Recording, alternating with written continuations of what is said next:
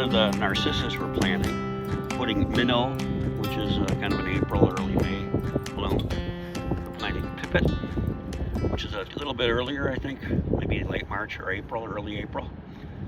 And then we're using Moonlight Sensation, which is kind of April, May, a little later. I think we're putting in about 400 or 500 of each to get to a good start. And then we'll see where the holes are next year, and we'll keep adding, enhancing with a bulb layer each fall, if they'd like to do that. But the bulbs play an important role in getting the momentum of, I guess, entertainment going for the people here, and not waiting till the perennials bloom. And that's pretty important to get things off to a good start color-wise, because we know that's the main attraction is color when things bloom for people. But we also want to maintain health, and we hope that by putting the bulbs in, we can continue a bulb relationship within the plants and enhance the color, and also the plants rooting into the earth below, get more bulbs in here. So I think everything's really looking good. And we'll take another walk around and look at a few of the other plantings on the other side of the building. Thanks. Well, we can go through some of the patterns. Like I said, this is the Spiralis heterolepis. It actually was planted late, but it looks good. There's slightly new growth, and usually when the Spiralis is going into flower production, it doesn't become as vegetative as it does during early spring or June, late May, June, when it warms up. But it looks really good. Then you asked the Echolea Tarmica, which is Peter Cottontail. That has rebloom, and those are just drifted. You can see them drifted through the center. And then Boltonia James Crockett is drifted through.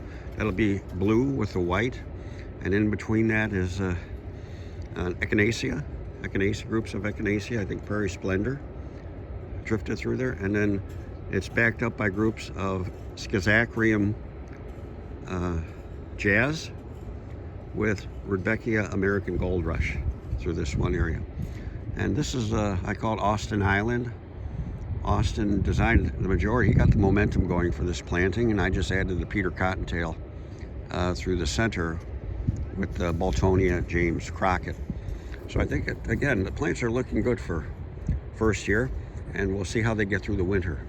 It's very encouraging. Again, I look for new growth. Look at the new growth on the Echinaceas. We've got good new growth. The Cecillaria,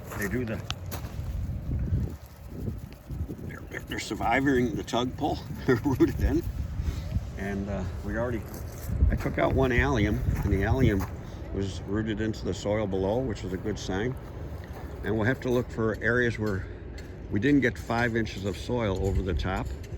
So where there could have been 3, 4 inches, sometimes 2 inches around the rockwork, that's where we'll see modest weed populations. And the weed that we look like we have to deal with initially is going to be a cypress nutsedge. That's along some of the rocks. So that's one thing we'll have to focus on when they do the stewardship, is going to be nutsedge along rocks. And also where the gravel's not 5 inches deep. It's very important to have the gravel 4.5, 5 inches deep to inhibit the competitive weed seed population from coming through it. Rhizomatous plants that aren't dead, that's a different story. And I think the nutsedge is going to be the one that's more complicated. But it's easy if they're persistent. You can see some here along the rocks. There's some coming up along the rocks there. But all in all, it's quite clean.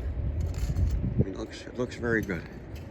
So we'll talk to you in the spring. We'll take a run out here in May, early May, and see how everything's doing. Thanks for being around, and have a good Thanksgiving. All right, have a good Thanksgiving with your family. All right, everybody. See you later. Bye.